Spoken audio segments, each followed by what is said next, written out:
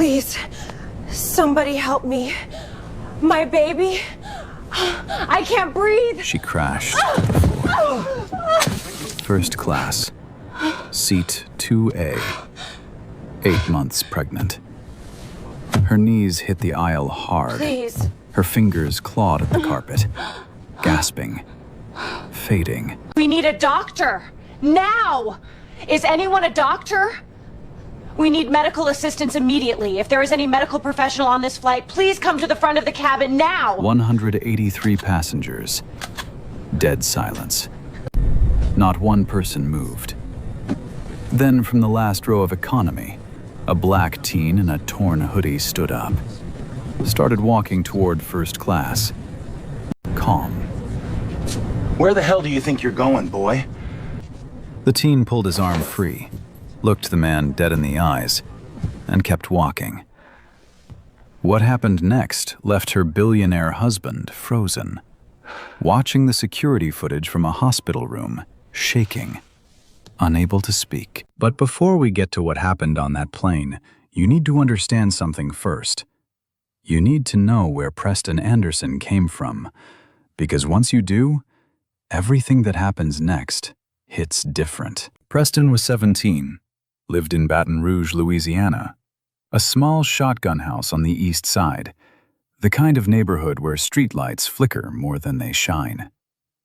The roof had been patched so many times it looked like a quilt. The screen door didn't latch.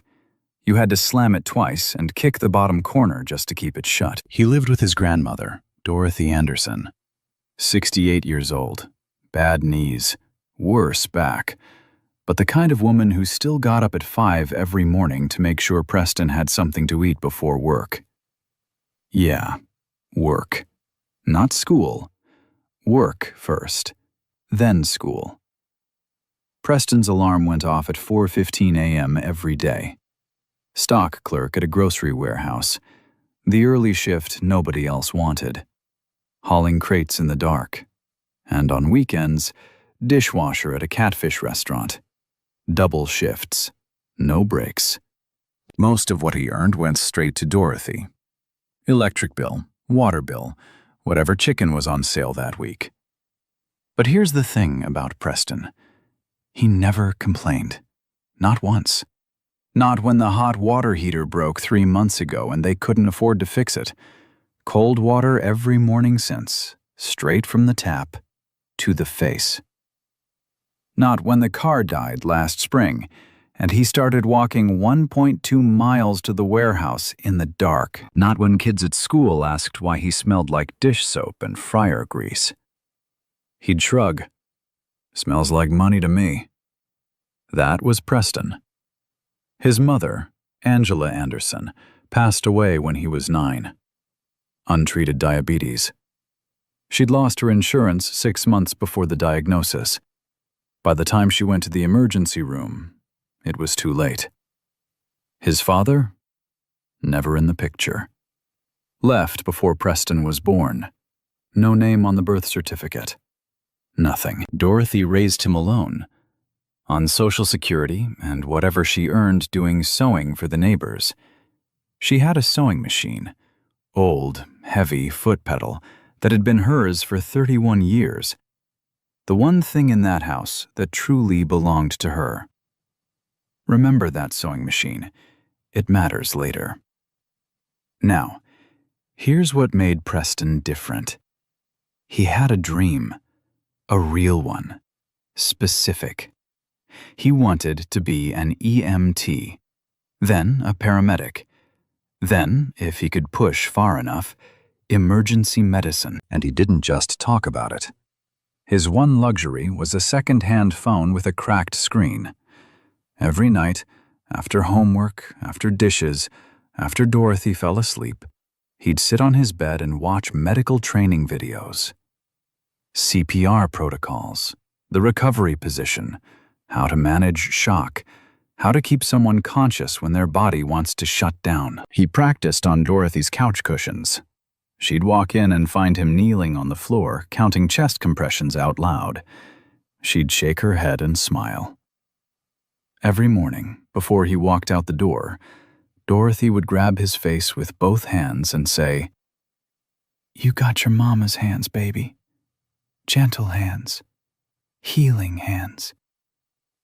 He kept a photo of his mother tucked inside his cracked phone case. Faded, creased, always there. Then the letter came. Accepted into a pre-med summer pipeline program in Boston, one of 12 spots in the entire country. Low-income students only. Tuition free. Housing free. Travel? Not covered. A round-trip flight cost more than Dorothy's entire monthly income. The morning of the flight, Preston walked into the kitchen and saw it. The table by the window, where the sewing machine had sat for 31 years, was empty. Just a circle of dust where the base used to be. She sold it. The only thing she had. To buy him that ticket. Preston stood there, jaw locked, eyes burning. He turned around. "Grandma, I can't take this. I'm not going."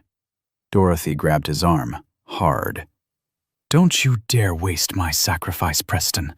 You go become what God built you to be." He picked up his duffel bag, the one with a small red first aid kit keychain clipped to the zipper, a gift from his EMT instructor at the community center, Mr. Dwight Coleman, who told him, "Carry this everywhere. You never know when someone's going to need you."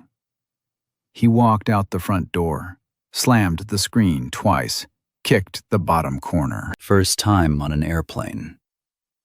The jet bridge rattled under his feet. The cabin smelled like recycled air. The overhead bins were too high. Everything felt loud and unfamiliar. His seat, 42F, last row, middle, next to the lavatory. The worst seat on the plane. He didn't complain. Buckled his seatbelt, looked out the window as Baton Rouge shrank beneath the clouds. Whispered it so quietly nobody could hear.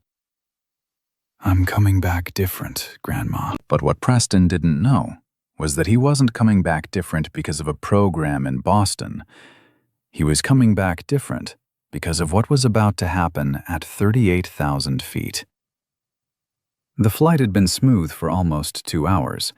No turbulence, no announcements, just the low hum of the engines and the quiet shuffle of passengers sleeping, reading, scrolling through their phones.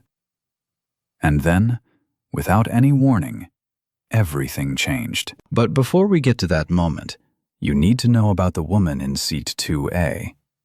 Caroline Whitfield.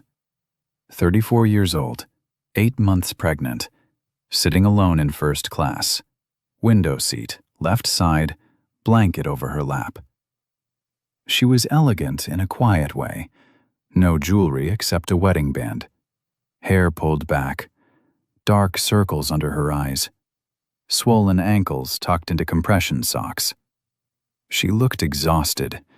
The kind of tired that sleep doesn't fix. When the flight attendant came through first class, something small happened. Something easy to miss. The attendant, a woman in her 50s, leaned down and said, "Can I get you anything, Mrs. Whitfield?"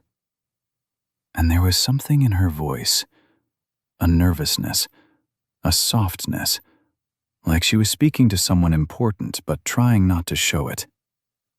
Caroline shook her head, declined the champagne, asked for water and a blanket, placed one hand on her belly, closed her eyes. That interaction? That nervous little "Mrs. Whitfield"? Remember it. Now. Tucked into the seat back pocket in front of Caroline, barely visible, easy to ignore, was a boarding pass. And on the margin, someone had written a note in neat handwriting. "Call E when you land. He's sending the car." The initial E, the phrase "sending the car," not picking you up, not meeting you there. Sending the car.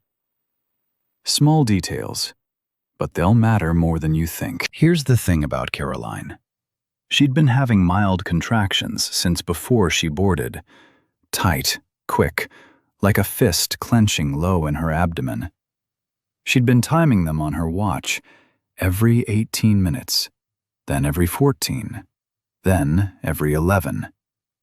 She told herself it was Braxton Hicks, false labor, her body practicing.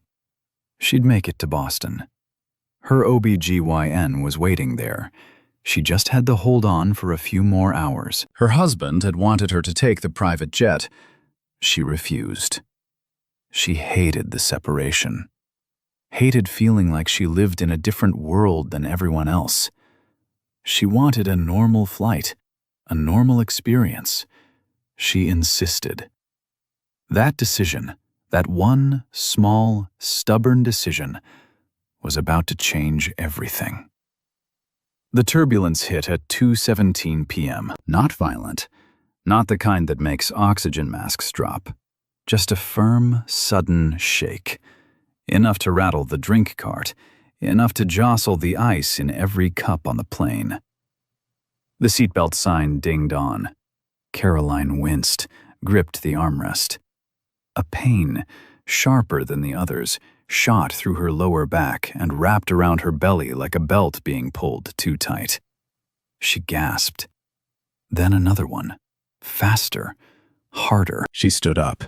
She didn't think. Her body just moved.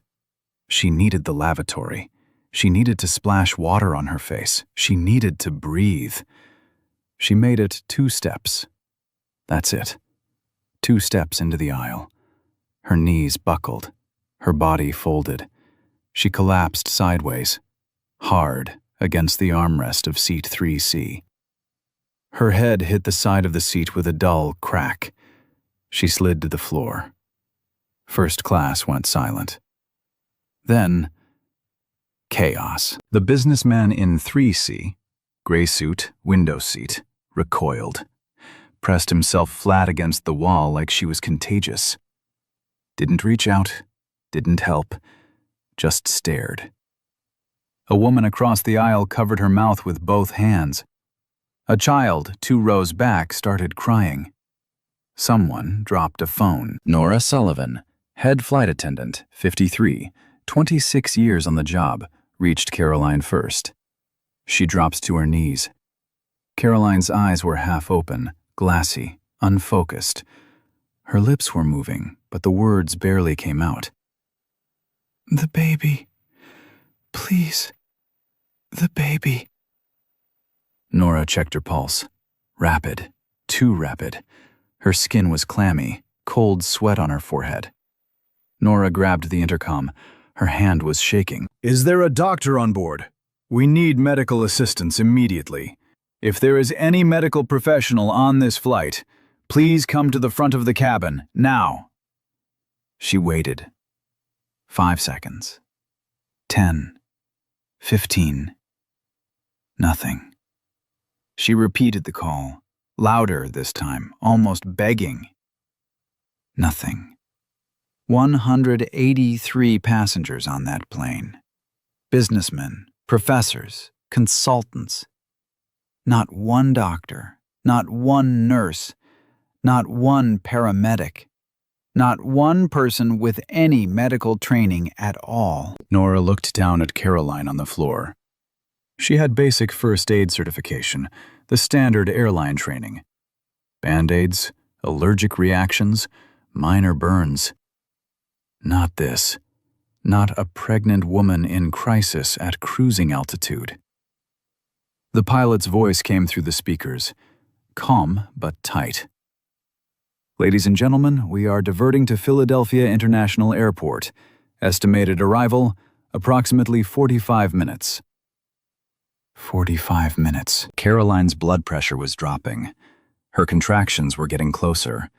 The baby's heart rate, if they could even monitor it, was unknown. 2 lives hanging by a thread. 45 minutes away from help. Nora looked up at the cabin, pleading with her eyes. Somebody, anybody. And then, from the very back of the plane, a seatbelt clicked open. Preston stood up. He'd heard the call. Both of them. He'd been watching the flight attendants rush forward. He'd seen the panic ripple through the cabin row by row like a wave. His heart was slamming in his chest. His hands were steady. He stepped into the aisle and started walking. Row 42, row 40, row 35, row 30. A passenger near the middle of the plane looked up at him, a teenager, faded hoodie, walking toward first class like he had somewhere to be. The passenger muttered loud enough for the rows around him to hear. "Kid's probably looking for the bathroom." Preston didn't hear it, or maybe he did. Either way, he didn't stop. He didn't slow down. He walked straight through business class, past the curtain, and into first class, where Caroline Whitfield was lying on the floor. And not a single person had done a thing. But what nobody on that plane knew, what Preston himself didn't know, was that in a Manhattan high-rise 40,000 feet below, a phone was about to ring. And the man who answered it was about to have the worst 2 hours of his life. What happened next took exactly 6 minutes. 6 minutes that would be talked about for years. But what Preston didn't know, every second was being recorded by the cabin security camera, and that footage would eventually be watched by someone who wasn't on this plane. Someone who would watch it 3 times and break down on the third. We'll get to that. Right now, Preston was on his knees. He dropped beside Caroline without hesitation. Nora stepped back. She saw a kid, a teenager in a torn hoodie. "Sir, please return to your seat. We have the situation." "Ma'am?" Preston's voice was calm, low, steady. "My name is Preston. I've trained in emergency first aid. I need you to let me help her." Nora froze. She looked at his face. 17 years old. But his eyes didn't look 17. Preston turned to Caroline, half-conscious, breathing shallow, hand pressed against her belly. "Ma'am, can you hear me? Squeeze my hand if you can hear me." He took her hand, gently. She squeezed, weak, but there. He looked up at Nora. "I need blankets, water, and whatever you have in the onboard medical kit. Right now." His tone wasn't rude. It was firm, clear, the kind of voice that makes you move before you decide to. Nora turned and moved fast. Preston checked her pulse.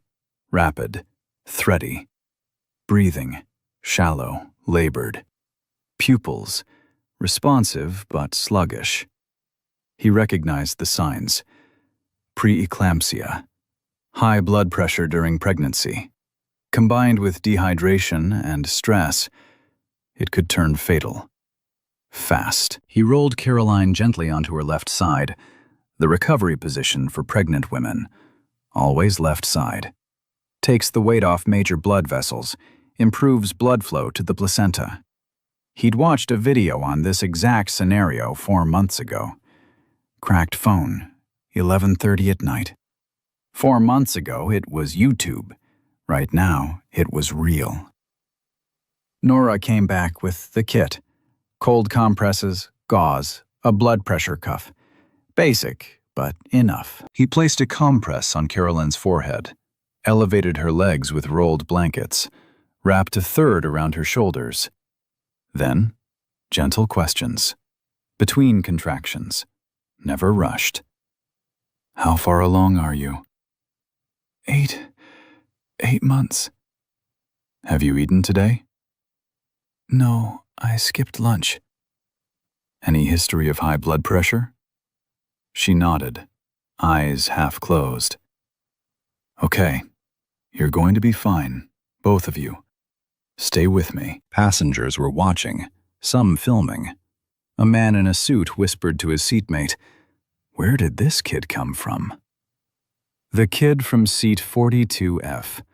The kid someone told to sit his ass down. The only person on this plane doing anything. Then the contractions got worse. Caroline screamed, sharp, raw, the kind of scream that cuts through everything. Her back arched, her fingers dug into the carpet. Preston held her hand, tight. "You're doing great, Mrs. Whitfield. Breathe with me. In through your nose, out through your mouth. Stay with me." He monitored her pulse every 60 seconds, lips moving, counting silently, used a second compress on the back of her neck. Then, the worst moment. Caroline's eyes rolled back, her grip went slack, her head tilted. Preston moved fast, tilted her head, cleared the airway. "Caroline, open your eyes. Stay with me. Tell me your baby's name." Nothing. 1 second. 2. 3. Her eyes fluttered open, confused, scared, but open. We haven't decided yet." "Then you've got to stay awake so you can pick a good one. Deal?" The faintest movement at the corner of her mouth. "Deal," she whispered. The pilot broke through. 22 minutes to Philadelphia."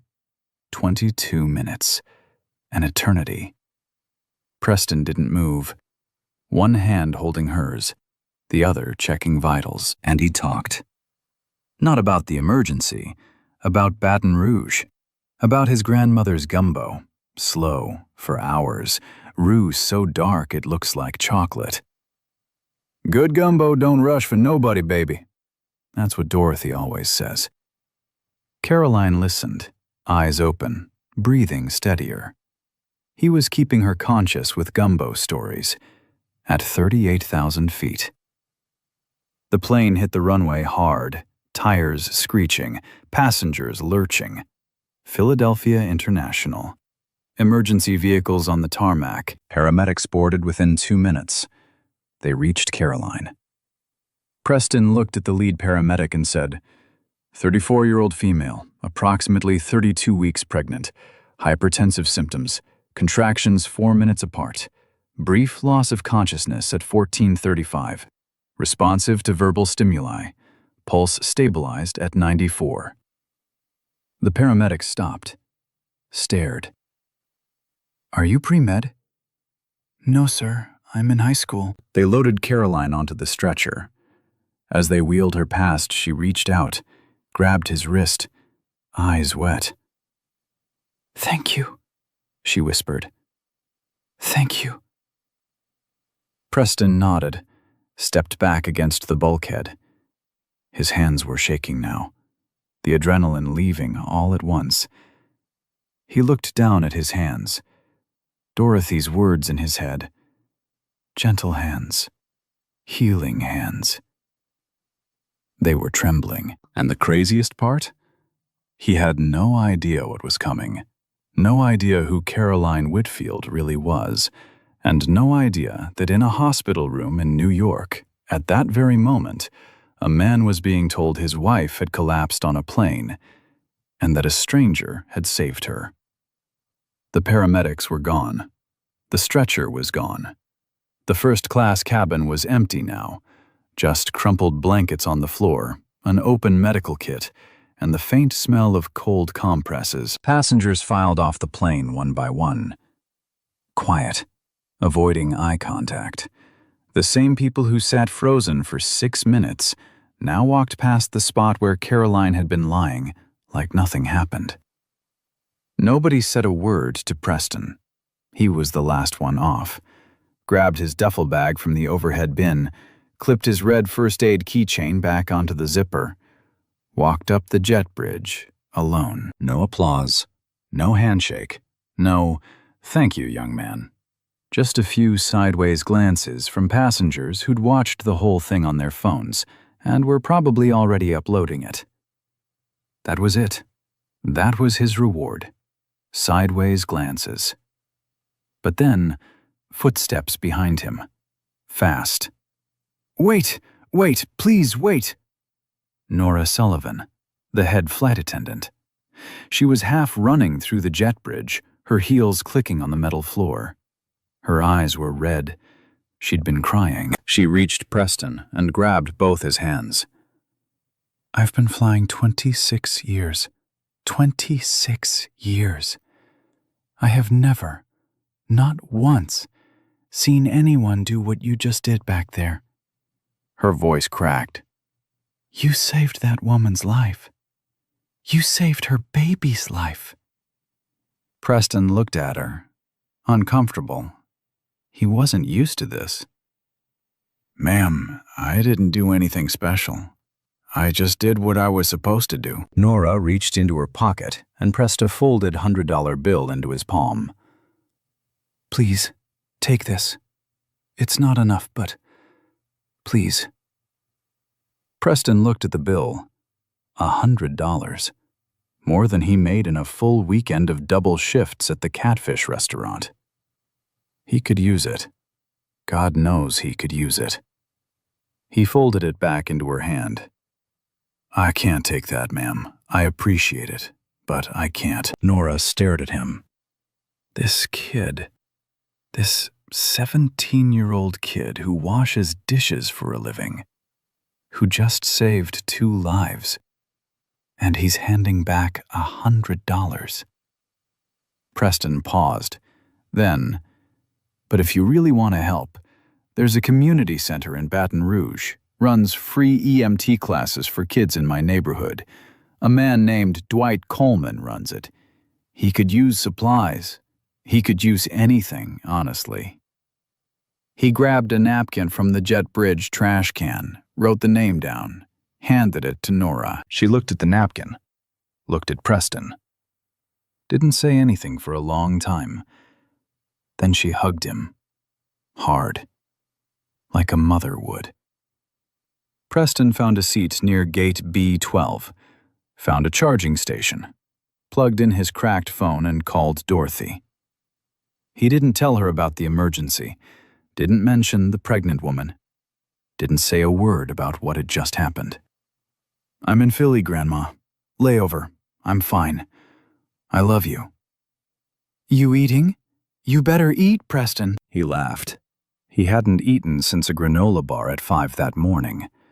"Yes, ma'am. I'm eating." He hung up, leaned his head against the wall, closed his eyes. And that should have been the end of it. A good kid did a good thing. Nobody noticed. Life moved on. Except, it wasn't the end. Not even close. Because while Preston was sitting at that gate with his eyes closed, something was already in motion. The airline's emergency protocol had kicked in the moment the plane diverted. Caroline had listed an emergency contact on her booking. The airline had called that number before the wheels even touched the ground in Philadelphia. That call went to a corner office on the 40th floor of a Manhattan high-rise. And the man who answered? He didn't just send a car. He sent a helicopter. 20 minutes later, a man in a dark blazer walked through the Philadelphia terminal. Calm, polished, late 40s, moving with the kind of quiet purpose that said he'd been told exactly who to find. He found Preston at gate B12, eyes still closed, duffel bag between his feet. "Excuse me, Preston?" Preston opened his eyes. The man handed him a business card. White, crisp. No company name. Just a phone number embossed in silver. And on the back, 2 initials. E.W. "Someone would like to thank you properly. When you're ready, call that number." Before Preston could ask a single question, the man turned and disappeared into the crowd. Preston flipped the card over. E.W. He had no idea what it meant. No idea who sent this man. No idea how anyone even knew his name. He slipped the card into his pocket, boarded his connection to Boston, and didn't think about it again. But here's what Preston didn't know. That man in the dark blazer, James, had arrived at Philadelphia International Airport less than 40 minutes after the emergency landing. 40 minutes. From Manhattan. You don't make that trip in 40 minutes. Not by car, not by train.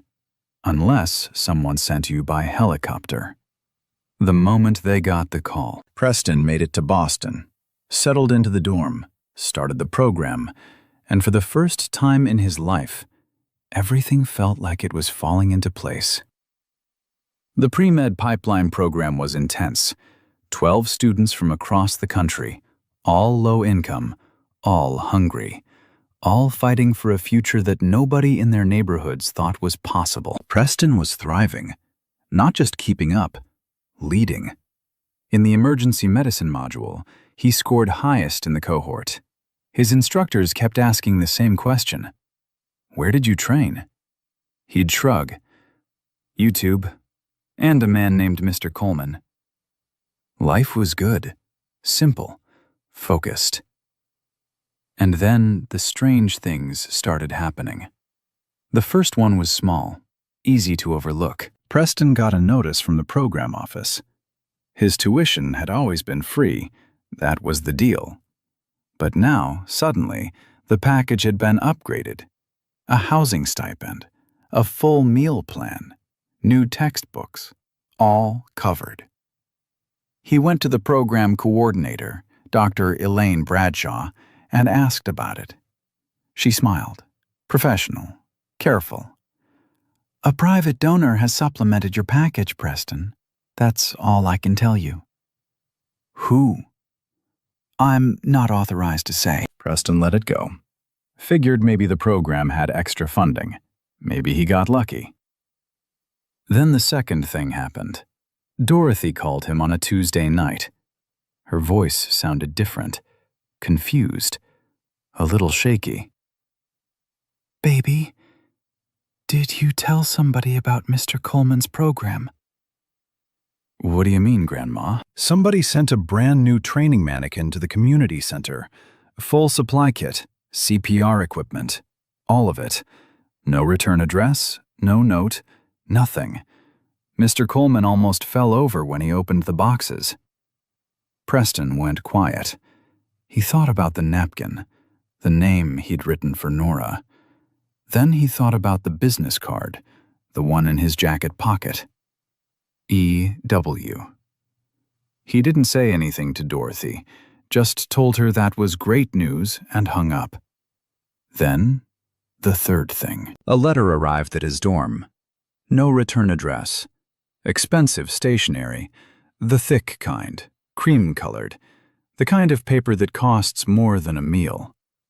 Inside, handwritten in blue ink, 3 lines. Both doing well. 7 pounds, 4 ounces. We named him after someone brave. That was it.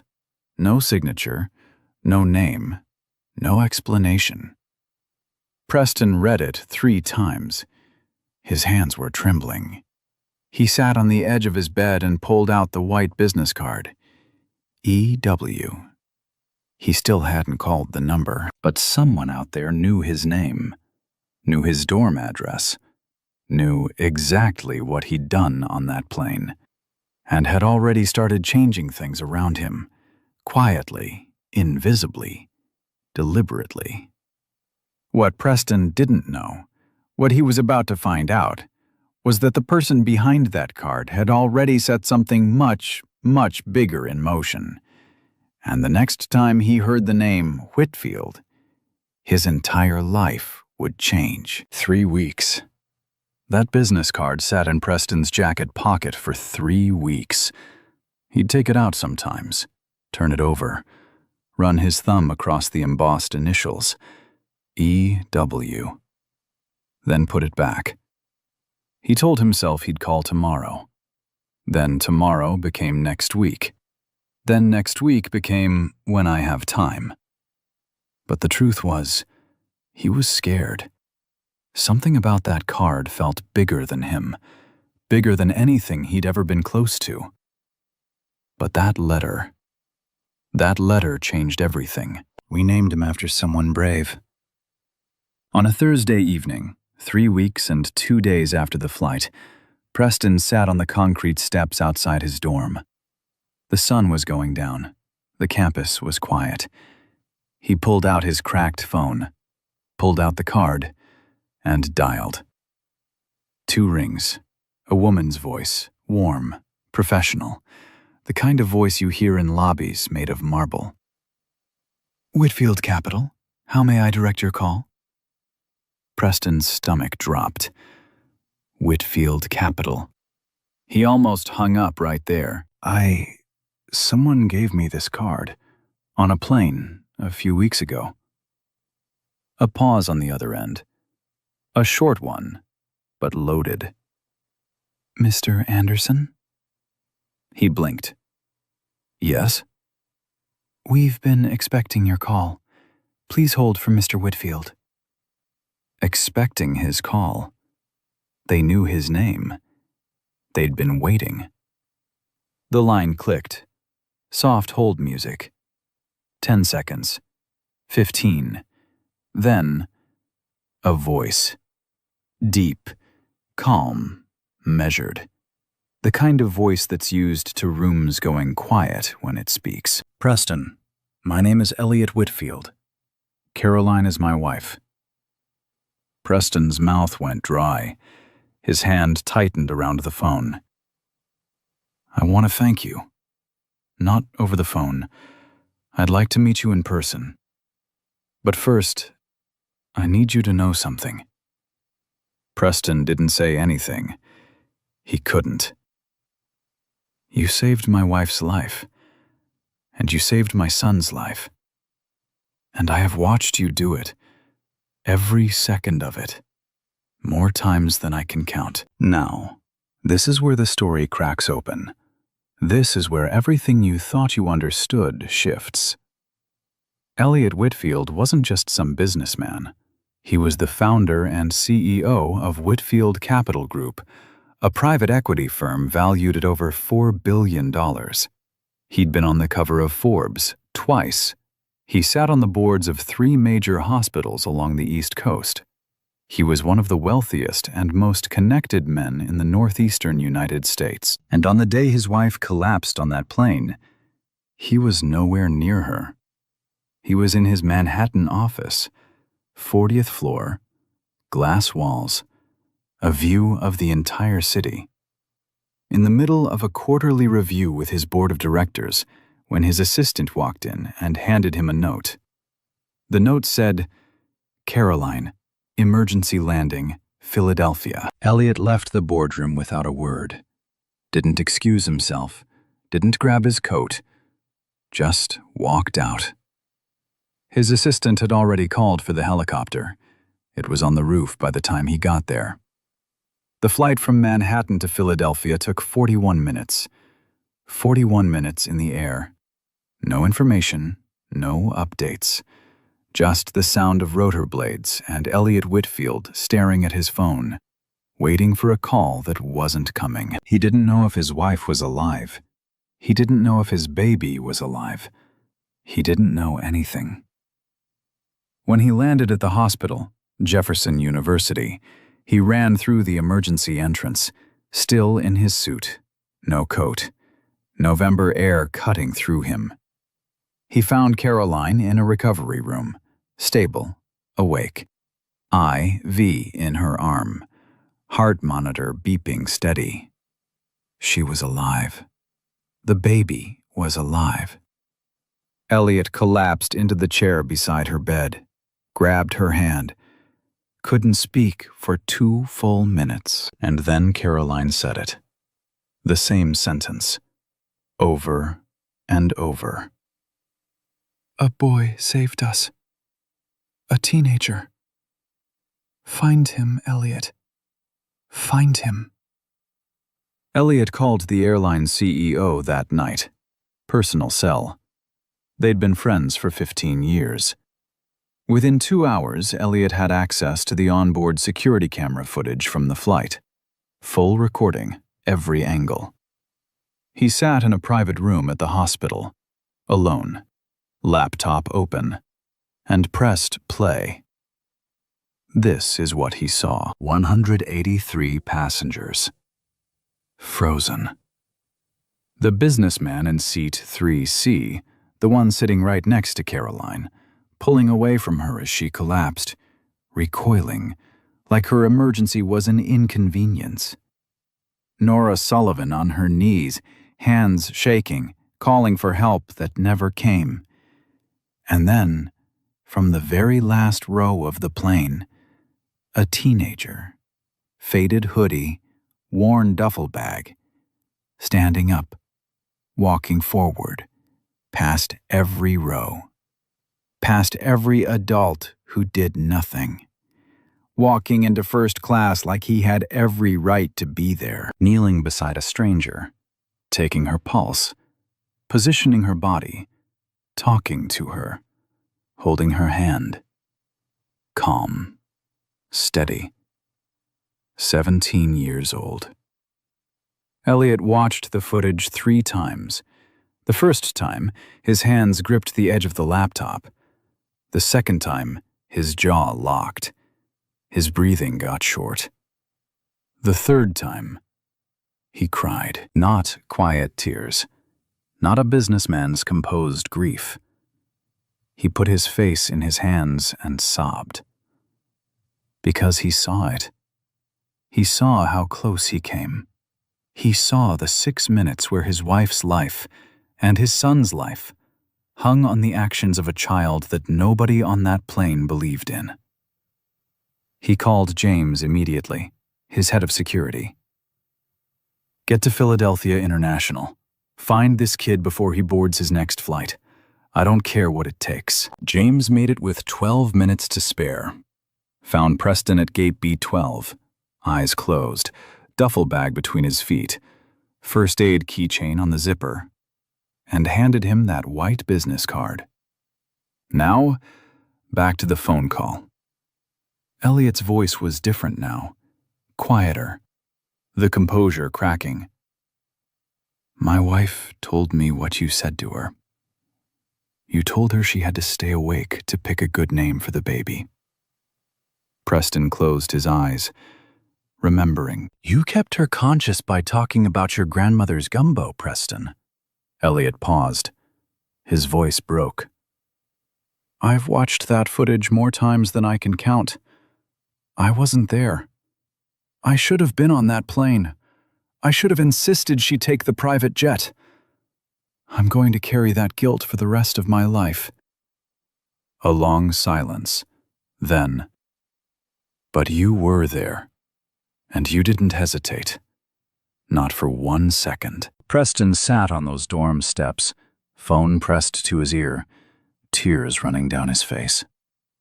He couldn't talk, couldn't find the words. Finally, one question, barely a whisper. You named your son after me? Elliot's answer came without hesitation.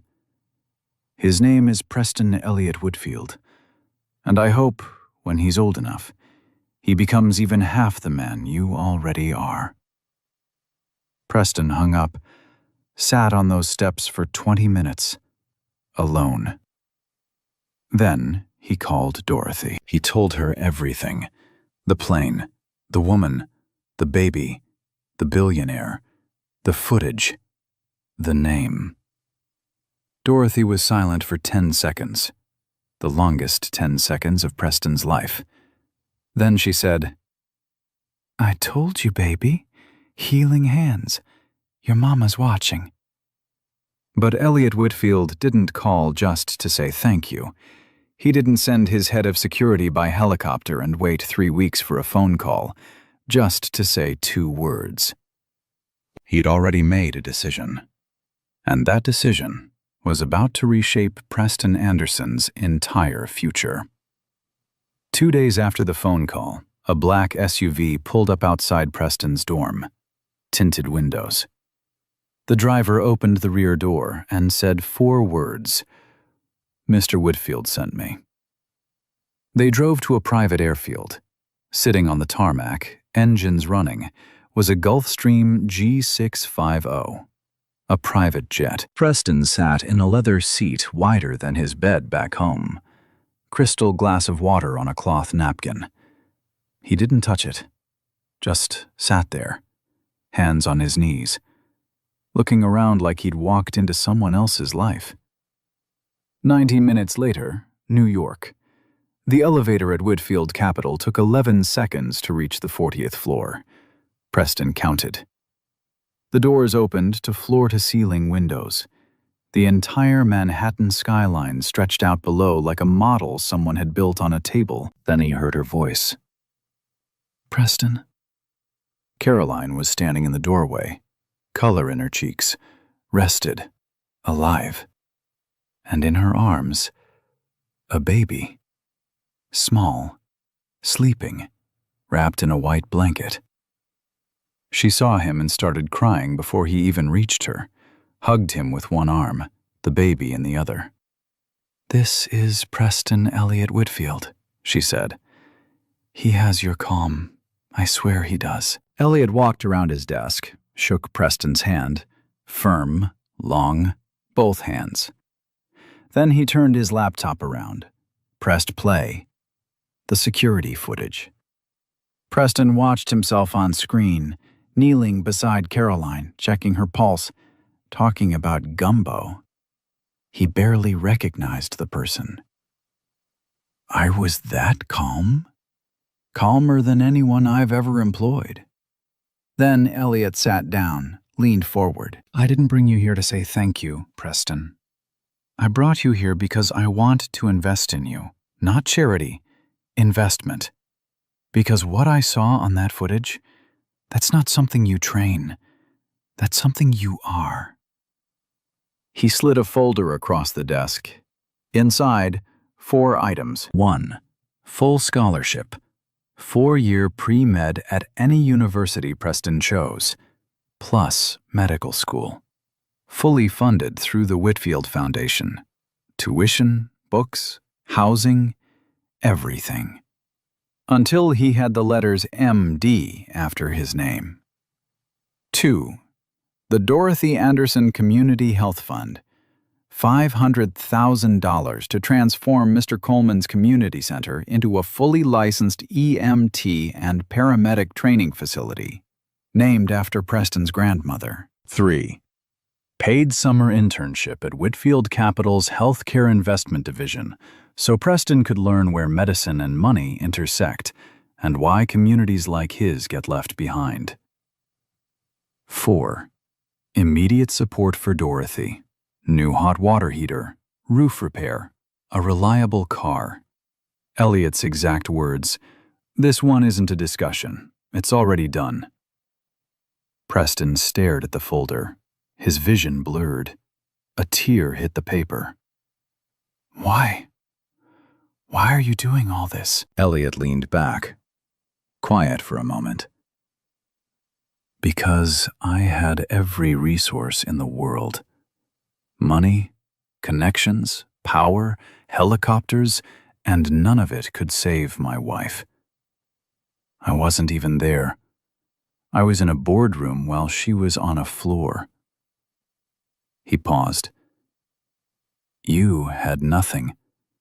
A torn hoodie, a keychain, and training you got from YouTube and a volunteer. And you didn't hesitate. Not for 1 second."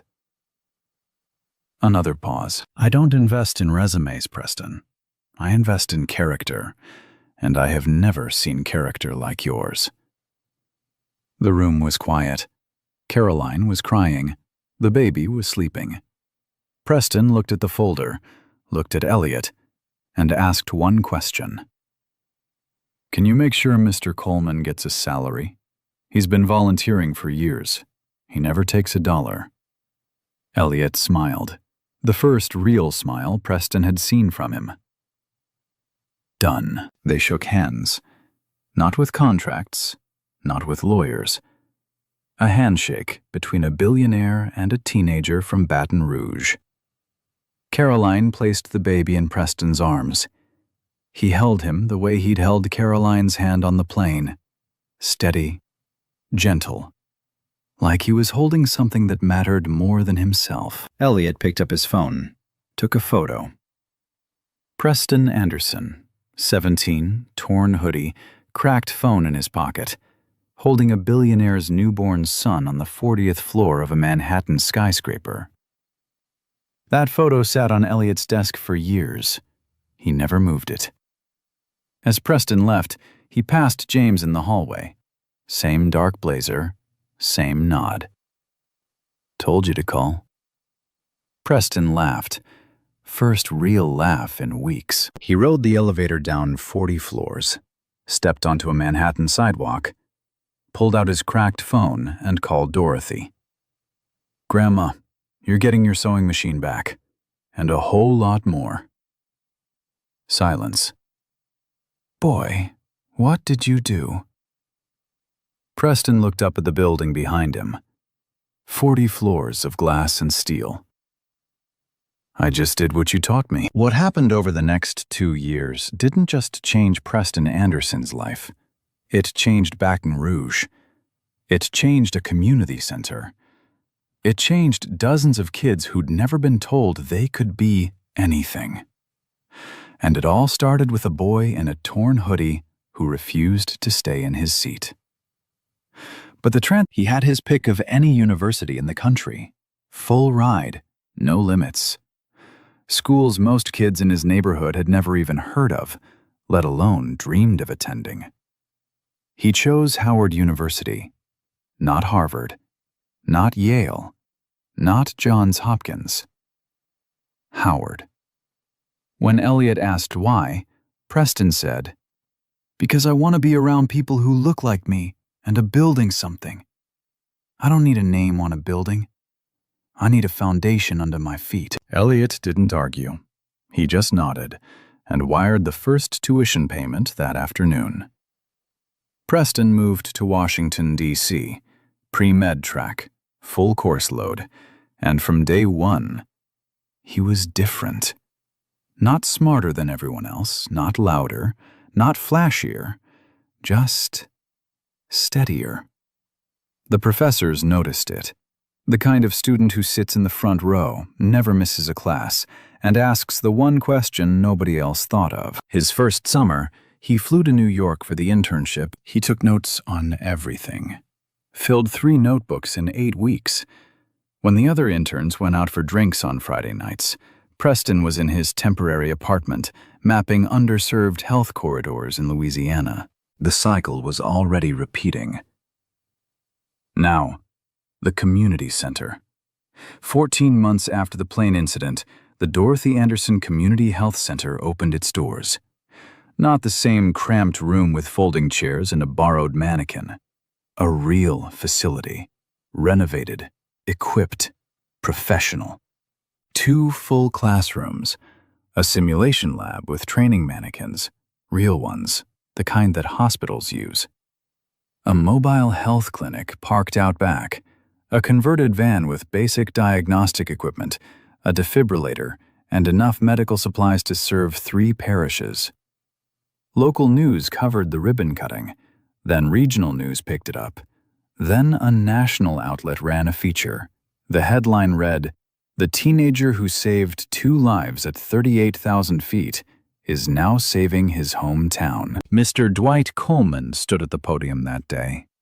First time in his life wearing a tie. His hands were shaking, not from nerves, but from something deeper. He looked out at the crowd, looked at Preston, looked at Dorothy sitting in the front row, dabbing her eyes with a handkerchief. And he said, "I gave that boy a first aid keychain. He gave this community a future." The numbers told the story. In the first year alone, 86 students earned EMT certification through the center. 14 of them were placed in paid emergency response positions across Louisiana. 3 enrolled in nursing programs. 1, a 19-year-old single mother named Tanya Williams, scored the highest on the state certification exam. The mobile clinic served over 2,000 patients in 12 months. People who hadn't seen a doctor in years. People who'd been driving 90 minutes to the nearest hospital for a blood pressure check. And it kept growing. Elliot Whitfield, watching from New York, saw something in the model. Not just a community center, a blueprint, a system that could be replicated. He created the First Responder Pipeline Initiative, seeded with Whitfield Foundation money. 5 cities in the first year: Baltimore, Memphis, Detroit, Jackson, Birmingham. Each one modeled on the Dorothy Anderson Center, each one run by local leaders from the community. Nora Sullivan, the flight attendant who'd offered Preston $100 in that jet bridge, donated her $100 to the center.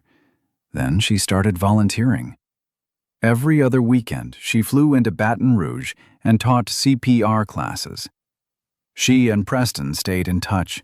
She never missed a graduation ceremony. And baby Preston Whitfield? He turned 1. His first birthday party was held at the Whitfield Estate in Connecticut. Catered, elegant, 50 guests. But the guest who mattered most flew in from Howard University on a Friday night with a gift in his backpack. A small red first aid keychain, identical to his own. He clipped it to the baby's diaper bag. Caroline laughed. Elliot shook his head and smiled. And Dorothy? She got her sewing machine back. Not the old one, a brand new one, top of the line, the kind with a digital display and an automatic needle threader. She cried when it arrived, sat in front of it for an hour before she even turned it on. She used it to make quilts, one for every room in the community center's waiting area. Thick, warm, handmade. And in the bottom corner of each one, a small embroidered phrase in gold thread. Healing hands. But this story has one more scene, and honestly, it's the one that stays with you. 2 years later, Preston Anderson is 19, sophomore at Howard, top of his pre-med class. He's flying home to Baton Rouge for winter break. Commercial flight, economy seat, window this time, not 42F. He's got his duffel bag under the seat, red first aid keychain on the zipper. Cracked phone finally replaced, a gift from Caroline for his 18th birthday. But the photo of his mother is still inside the case. Same spot, always. The flight is smooth, quiet, uneventful. Until it isn't. Somewhere over Alabama, turbulence hits. A few rows ahead, an elderly man clutches his chest. His face goes gray. His body slumps sideways against the window. The flight attendant rushes over, checks on him, grabs the intercom.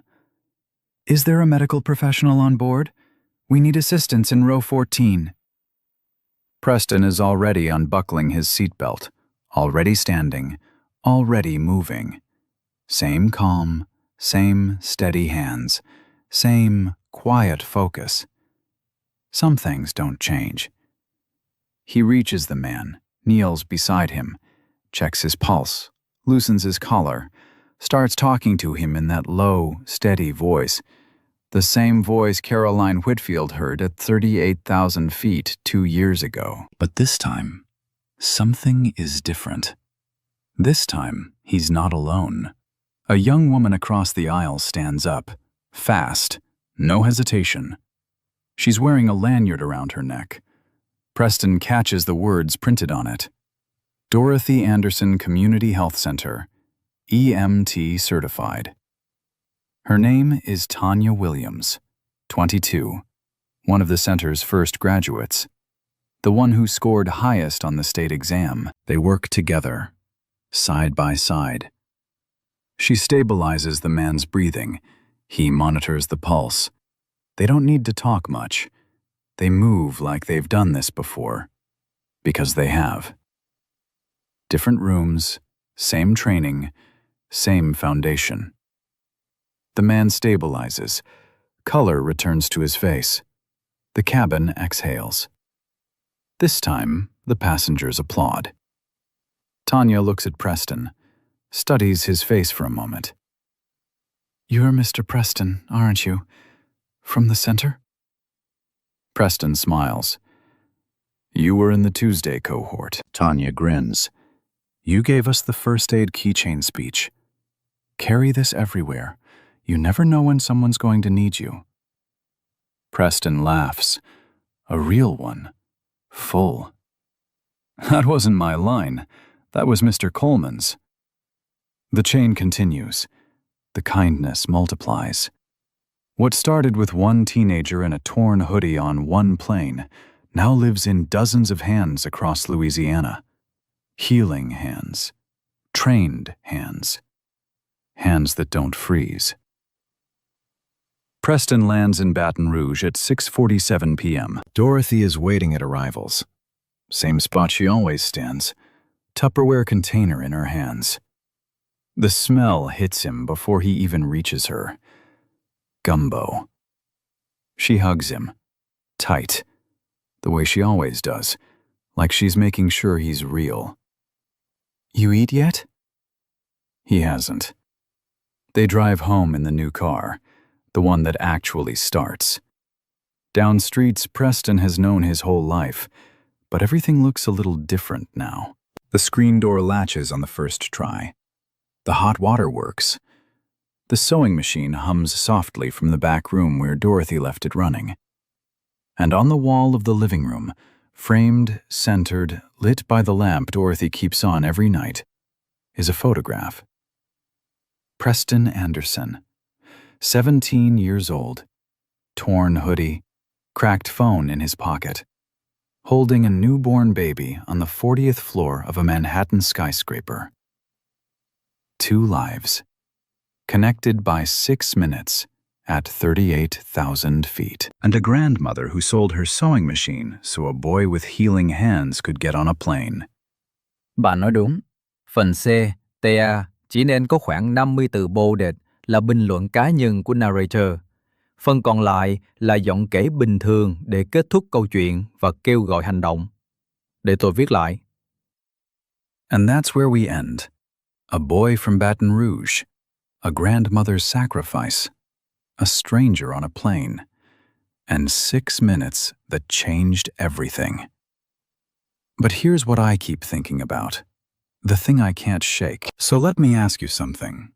Have you ever seen someone show up for a stranger when nobody was watching?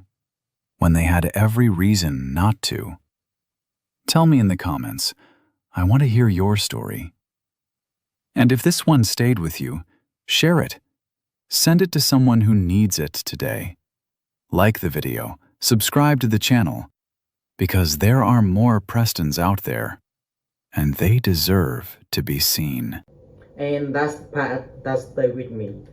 Not a billionaire, not a private jet. Is a 17-year-old handing back $100 bill and asking for supplies for community center instead. 183 people on that plane, not one moved. The only person who stood out was a kid from the last row. Someone they grabbed by the arm and told to sit down. And that's the thing about this world. We keep waiting for the people with power to show up. The ones with the titles, the degrees, the money. But on that plane, none of that mattered. The person who saved 2 lives had nothing except a grandmother who taught him that what you carry inside matters more than what you carry in your wallet. Dorothy sold the only thing she owned, so her grandson could board that flight. She didn't know she was putting a healer on a plane, but maybe she did. Maybe she always knew. So let me ask you, when the moment comes, and it will, are you the person who stands up, or the one who looks away and hopes someone else does? Tell me in the comments. And if this one stay with you, share it, like the video, subscribe, because there are more Prestons out there sitting in the last row waiting for someone to let them go forward.